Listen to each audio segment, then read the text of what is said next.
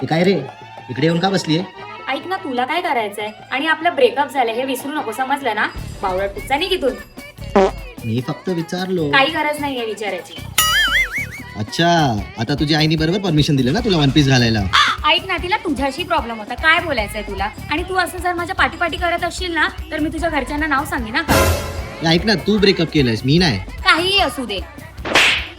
परत याच्याशी बोलायला लागली ना तुझी सो कॉल्ड बेस्ट फ्रेंड. ऐक ना, तिच्यामुळेच माझे डोळे खुलले आहेत. ज्या डोळ्याला माझ्या पट्टी लागलेली ना प्रेमामुळे, तिला काय बोलू नको, समजलं ना?